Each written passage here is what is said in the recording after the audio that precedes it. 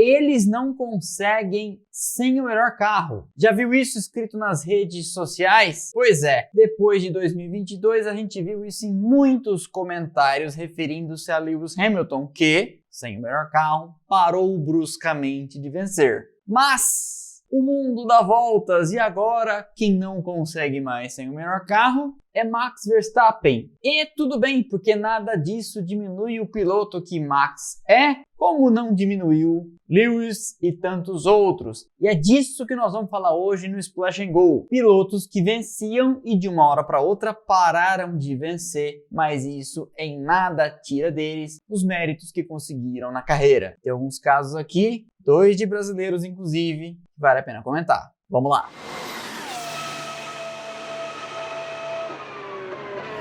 Não consegue, né?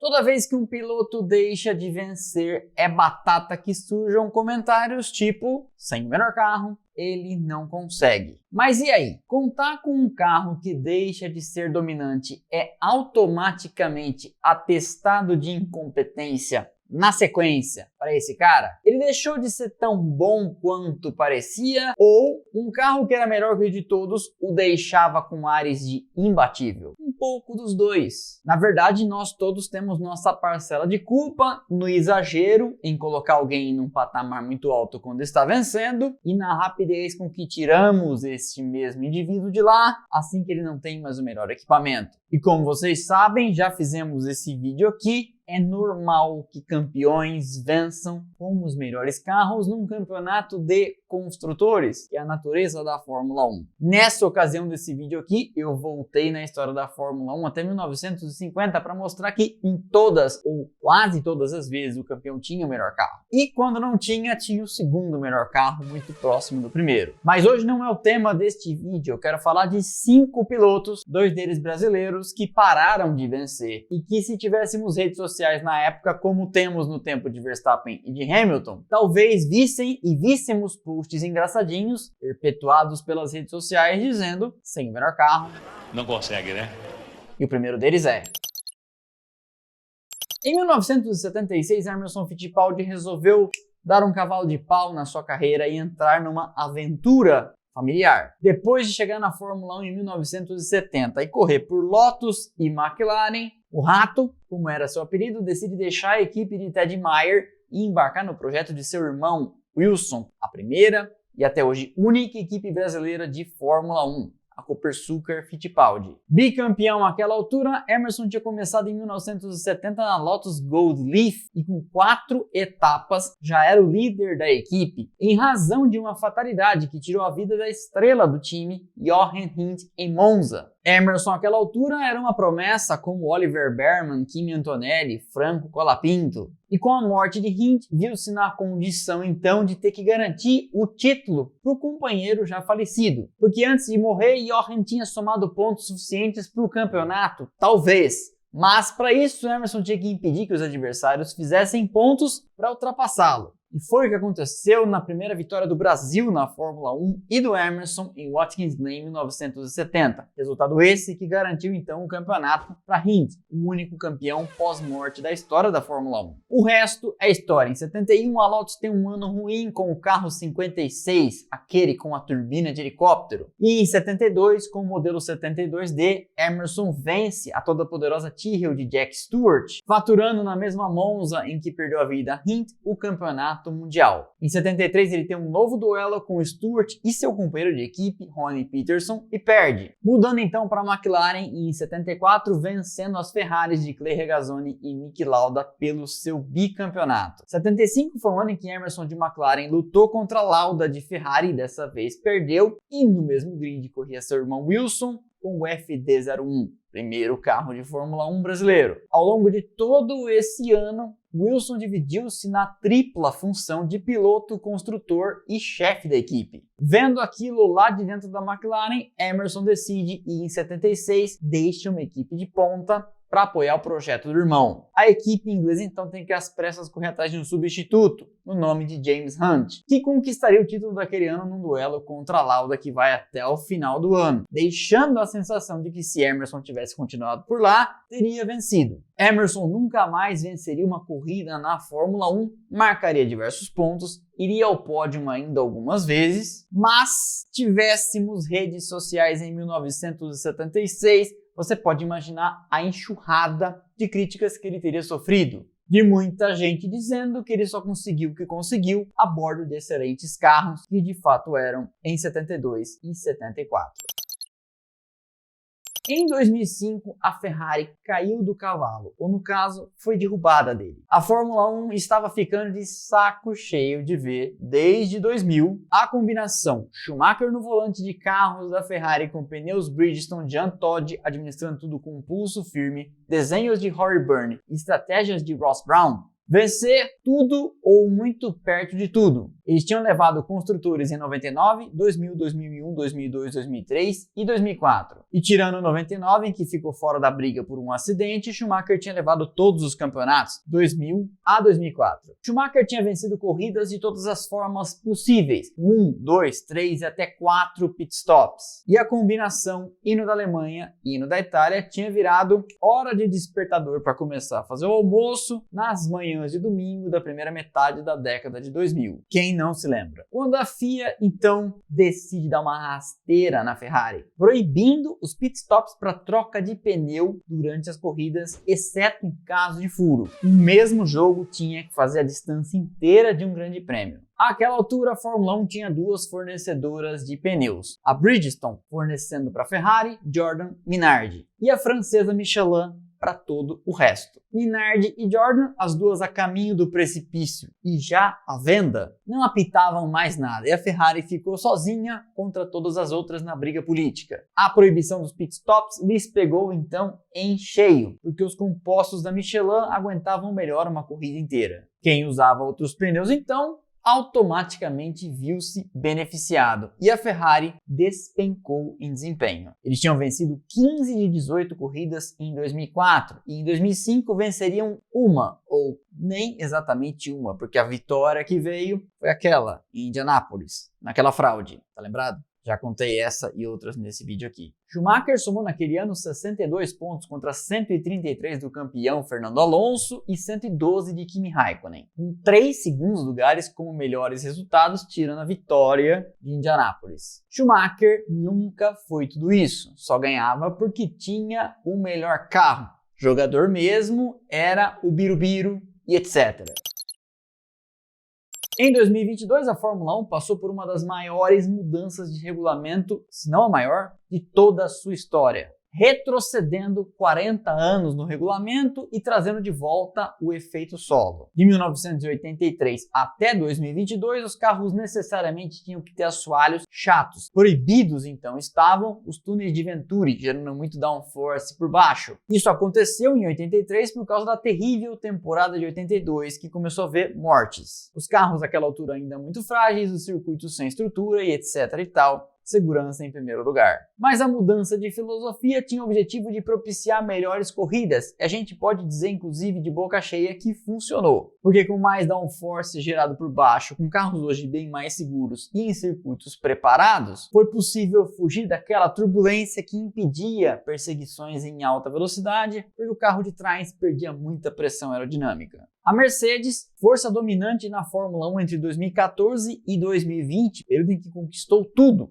pilotos e construtores, e que ainda levaria entre as equipes em 2021, todo mundo imaginava, apareceria com mais um Megazord e amassaria a concorrência. Essa foi a impressão de todo mundo, inclusive quando na pré-temporada apareceu o W13, o carro do Zero Pod, ou do SidePod Zero. O objetivo, inclusive com essa interpretação criativa do regulamento, era máximo downforce. Em teoria, parecia que mais uma vez eles tinham visto algo que ninguém mais tinha percebido, mas talvez eles tenham ficado tão obcecados com os números incríveis de downforce que registravam nas simulações que deixaram de observar alguns problemas que a filosofia do efeito solo traria como efeito colateral, porque a Mercedes nunca conseguiu tirar proveito da ideia, diríamos até brilhante, que teve com o SidePod Zero, porque seu carro sofria, e boa parte do grid também naquele ano, com as chamadas quicadas, ou porpoising. Já falei disso mais a fundo no vídeo da aerodinâmica. O porpoising, um fenômeno conhecido da primeira era do efeito solo e que é muito difícil de replicar em túnel de vento, consiste na traseira sendo sugada tamanho downforce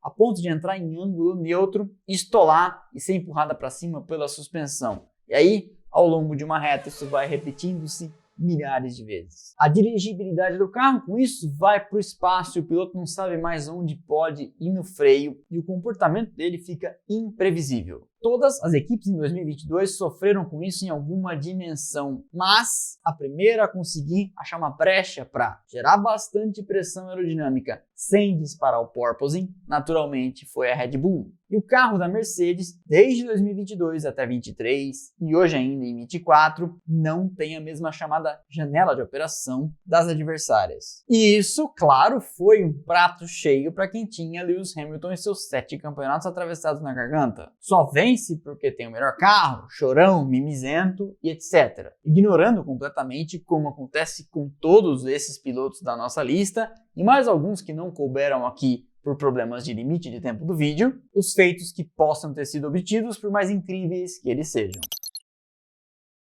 Em 2024, Max Verstappen com o RB20 da Red Bull embalou um começo de ano que parecia mais uma vez um massacre. O precedente era recente, porque em 2023, com o RB19, ele venceu 19 de 22 corridas, deixando 2 para Sérgio Pérez com outro carro e 1 para Carlos Sainz de Ferrari. Na pré-temporada, o carro novo RB20 apareceu mais uma vez comportando-se muito bem e todo mundo imaginou. Adrian Newey tirou mais uma da cartola. Venceu 7 das primeiras 10 provas, mas as adversárias, Ferrari, McLaren e um pouco menos, mas ainda assim também a Mercedes, começaram lentamente um trabalho de formiguinha chegando cada vez mais perto. Mas a gente estava tão acostumado com o domínio acachapante que quando ele venceu apenas 7 de 10, nós já podemos nos dar até por satisfeitos pensando que aquele índice massacrante do ano passado não ia se repetir. A que ponto chegamos? Mas então, da 11ª etapa para frente, as coisas começam a mudar. Porque a McLaren vence 4, a Mercedes vence 3, a Ferrari vence 2. Verstappen, desde então, conseguiu 2 segundos lugares, um quarto, 3 quintos e um sexto. E vem tentando administrar uma grande vantagem que conseguiu no começo e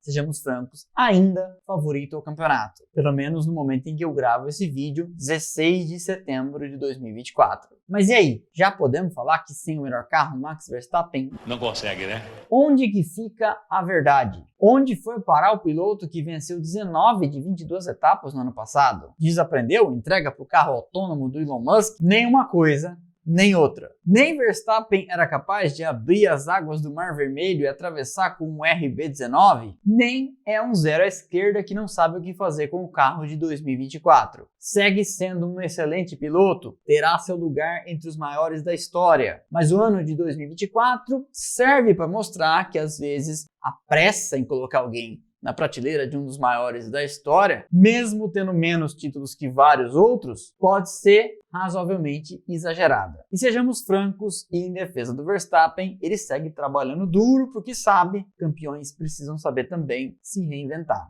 E nem por isso sairemos, pelo menos aqui nesse canal, dizendo que ele só chora, só reclama do carro e etc. Embora tenha reclamado bastante do carro. E como eu comentei antes, a maior parte das vezes o campeão vence tendo o melhor carro. E quando não é o melhor, é o segundo. Relaxe, portanto, que nunca ninguém levou um título com o carro da Toleman ou da Haas. Falando em carro da Toleman,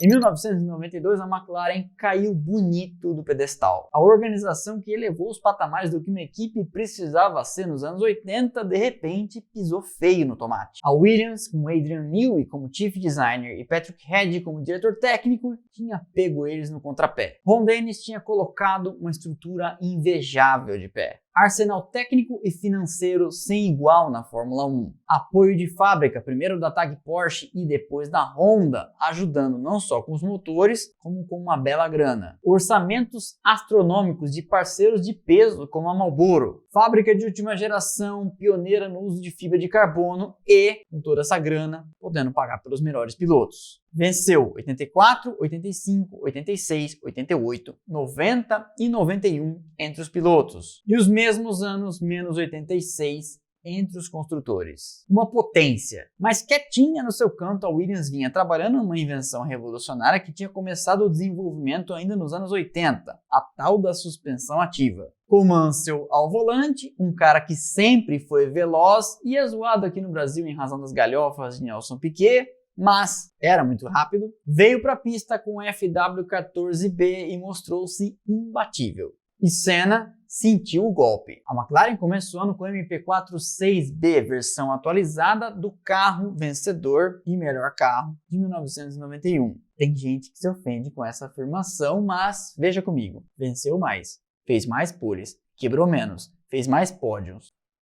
Fazer o quê? O 6B, entretanto, não era páreo para o outro B, o 14B. Versão com suspensão ativa de um carro que já vinha dando pinta de ser muito veloz na temporada anterior, mas, como eu falei, quebrava demais. Com a suspensão ativa, ele transformou-se num rolo compressor, porque permitia a Adrian Newey explorar os limites da aerodinâmica com uma plataforma incrivelmente estável, proporcionada pela suspensão ativa. Mansell venceu então 9 provas e Patrese 1, 10 no total, sobrando as outras 6, 5 para a McLaren, 3 com Senna, 2 com Berger e a restante foi para Schumacher e a Benetton. Portanto, nem foi tão ruim assim o ano da McLaren. Mas será que alguém questionou os méritos de Ayrton Senna por ter caído tanto de produção naquele ano? Alguém disse que ele só vencia enquanto tinha o melhor carro e o melhor motor? A resposta vai te surpreender. Porque sim, eu lembro o Rodriguinho com 9 anos de idade em 1982 na terceira série A de ouvir professores, vizinhos, pais de amigo e tios dizendo: esse aí só quer o melhor carro e fica chorando quando não tem. E justiça seja feita, Senna chorou bastante naquele ano de 92, oferecendo-se até para pilotar de graça pela Williams. Algo que pode inclusive ter lhe custado um tetracampeonato. Já parou para pensar nisso? Porque pense comigo, você acha que a Honda gostou de tomar tanta pedra em 91, quando ele queria estimular a fabricante a trazer novas versões de motor? De ver o cara que era considerado sua estrela oferecendo-se para correr de graça para uma equipe empurrada pela Renault? Eu tenho para mim que isso pode ter precipitado a decisão deles de sair da Fórmula 1 no final de 92, deixando Senna sem talvez não o melhor motor da Fórmula 1, mas claramente melhor do que o Cosworth que ficou para ele em 93, ano em que a McLaren fez um excelente carro, que com 60, 70 cavalos a mais, talvez tivesse dado a Senna o campeonato, no ano em que ele melhor pilotou na sua vida. Tudo isso para dizer, nem ele esteve a salvo de críticas, tanto no Brasil como na imprensa internacional na época. A sorte dele é que na época não tínhamos redes sociais. Mas percebe como ninguém escapa desse questionamento e a roda da história vai rodando e cada vez um deles é vítima. Caberiam aqui nessa lista tantos outros, como por exemplo, o mais recente caso, até Sebastian Vettel. Esse foi então mais um episódio do Splash and Go no YouTube, fazendo sempre reflexões que eu acho válidas, comentando de aspectos da história que a gente nem sempre vê por aí. Gosto muito disso, admito, porque acho importante o papel desse canal de convidar sempre todo mundo a pensar e pensar de forma diferente. Às vezes incomoda, mas no fim vai fazer sentido. Eu espero que vocês tenham gostado, deixa o like, é de graça, não custa nada, ajuda demais o canal, quebra essa pra mim, além de apertar o botão Hypar. É uma nova ferramenta do YouTube que permite a você mostrar que curte os vídeos e incentivá-lo a esparramar o conteúdo da internet afora, para ele chegar a mais pessoas. Nós temos por aqui um nível de likes, de comentários e de agora hypadas maior que canais com 10, 15 vezes o nosso número de inscritos. Por quê? Porque quando eu peço, deixa o like, é de graça, vocês deixam. Se você quiser receber notificação de cada um desses vídeos, aqui embaixo os canais de Telegram e de WhatsApp são um convite meu para que você receba no seu celular cada um dos nossos conteúdos, além das notícias que eu posto no meio do dia. Beleza? Então é isso. Valeu e aquele abraço.